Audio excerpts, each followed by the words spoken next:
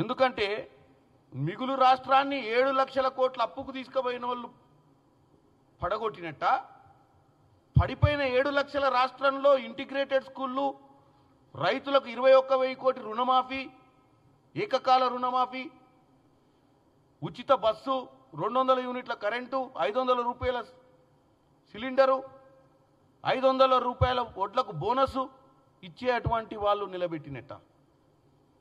కాబట్టి మీరు మాట్లాడితే ప్రతిసారి ఎవరినో ఆకట్టుకోవాలని, మీరు మీ పరిస్థితిని మీరు మీ పార్టీలో పదిలంగా మీ దాన్ని చెక్కు చెదరకుండా కాపాడుకునే ప్రయత్నం చేయాలని మాట్లాడుతున్నారు తప్ప తెలంగాణ ప్రజలు ఏమనుకుంటారని కూడా ఆలోచన లేదు. ఏదొస్తే అది మాట్లాడటానికి ప్రయత్నం చేస్తారు.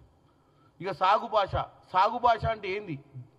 కాళేశ్వరం కట్టినందుకు సాగు, మీరు చేసినటువంటి సాగు బాగా అది కూలిపోయింది. 7 లక్షల కోట్లలో 1,00,000 చిల్లర కోట్లు మీరు ఖర్చు పెట్టిన కాళేశ్వరం కూలిపోతే సాగు గురించి మాట్లాడే హక్కే లేదు మీకు. సాగు భాష అని మీరు ఏదో ముచ్చట చెప్పడానికి ప్రయత్నం చేస్తారు. ఇక పోతే మీ భాష గురించి మేము పదే పదే ఎన్నో వీడియోలు ఇక్కడనే ప్లే చేసి చూపించినాం. మన భాష ఎంత బ్రహ్మాండంగా ఉంటుందో.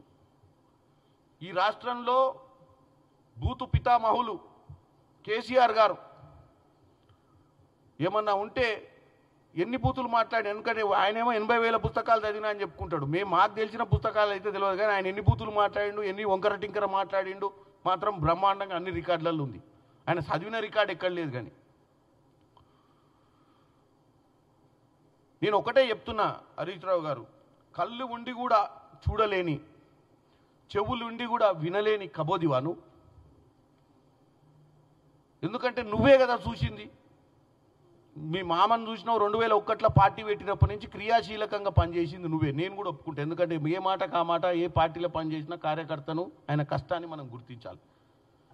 ఇవాళ కంపేర్ టు కేసీఆర్ పార్టీ పెడితే హరీష్ రావే దానికి సేనాధిపతి.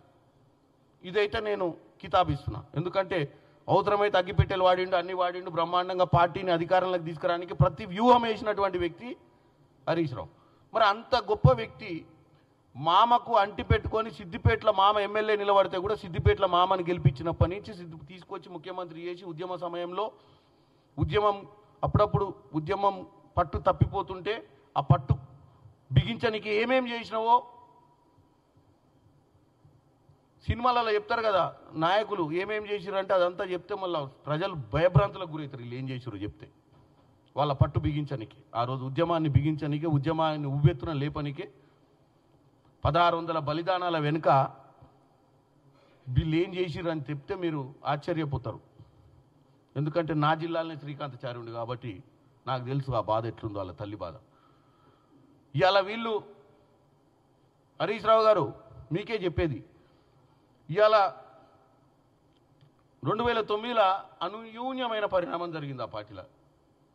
హరీష్ రావు గారి కళ చెదిరింది. బామ్మర్ది వచ్చిండు, లటక్కుని దిగిండు,